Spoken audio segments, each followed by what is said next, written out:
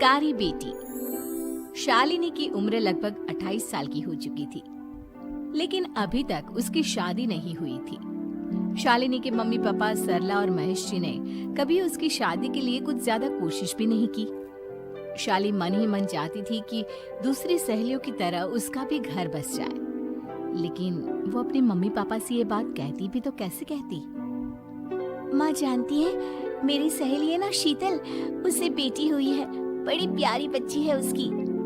अरे ये तो बहुत अच्छी बात है। उसकी शादी भी तो 4 साल पहले हो गई थी ना।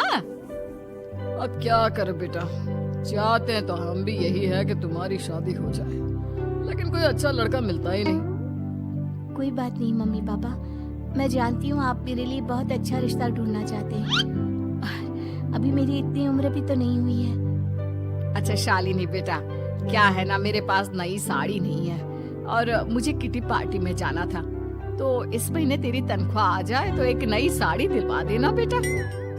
और बेटा मेरा मोबाइल भी थोड़ा पुराना हो गया है, 6 महीने से इसी को काम में ले रहा हूँ। एक नया मोबाइल ला देना बेटा। हाँ हाँ मम्मी पापा। और माँ, आप तनख्वाह की चिंता क्यों करती हैं? साड़ी तो मैं आपको कल ही दिलवा दूंगी। और रही बात आपकी मोबाइल की, तो मैं आज शाम को ही ऑफिस से लौटते वक्त ले आऊंगी।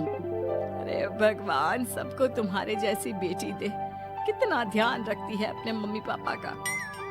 पापा, आज आप दुकान नहीं जा रहे हैं क्या? वो क्या है ना बेटा, मेरे सर में जरा दर्द हो रहा है, इसलिए आज दुकान जाने का मन नहीं है। पापा दवाई ले लीजिए, और अगर हो सके तो चले जाइए। इस तरह दुकान बंद रहेगी तो ग्राहक आना बंद कर देंगे ना। अरे बेटा, तेरे पापा की अब उम्र हो चली है और तू है ना हमारी कमाओ बेटी, इतनी अच्छी नौकरी करती है, हमारा ख्याल रखती है, तेरे पापा को चिंता करने की क्या जरूरत भला है? ठीक है पापा, आप अपना ध्यान रखिए। मैं ऑफिस से लौटते वक्त आपका फोन ले आऊंगी। और माँ, आपकी साड़ी हम कल लेकर आएंगी।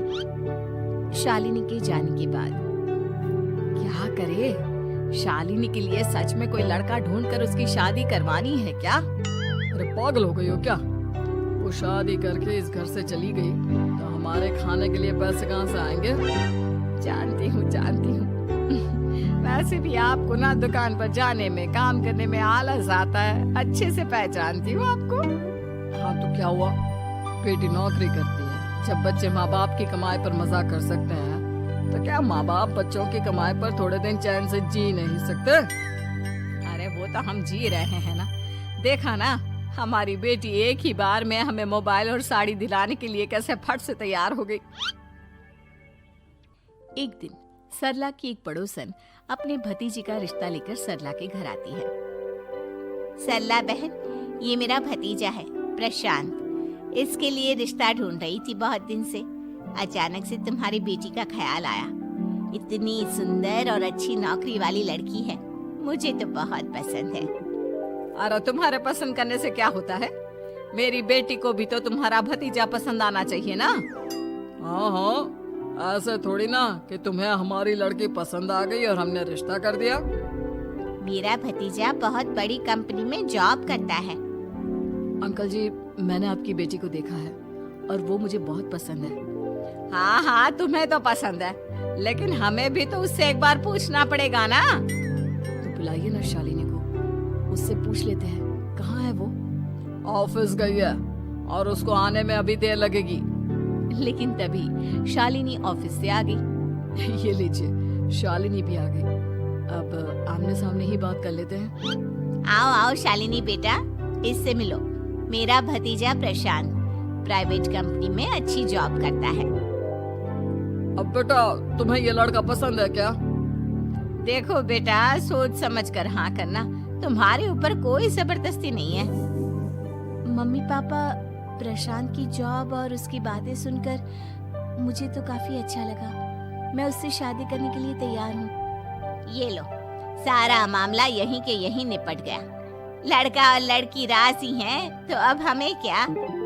सरला की पड़ोसन और प्रशांत वहाँ से चले जाते हैं। अगले दिन, क्या हुआ मम्मी पापा, आप इतने उदास क्यों लग रहे हैं?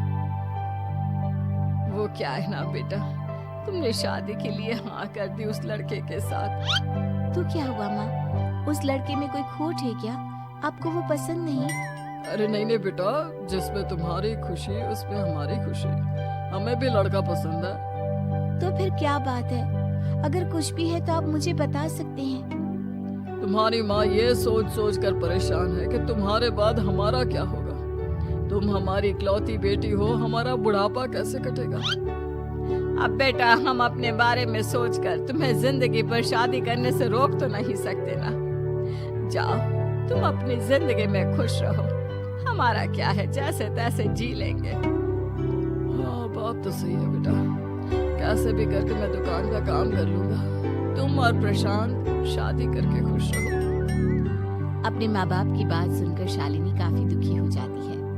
उसे लगने लगता है कि वाकई में उसकी शादी हो जाने के बाद उसकी माँ और बाप का ख्याल कौन रखेगा, और यही सोचकर वो एक दिन प्रशांत से मिलती है।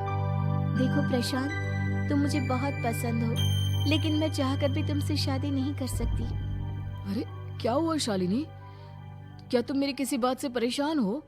नहीं नहीं प्रशांत, मैं अपने माँ बाप की इकलौती संतान हूँ।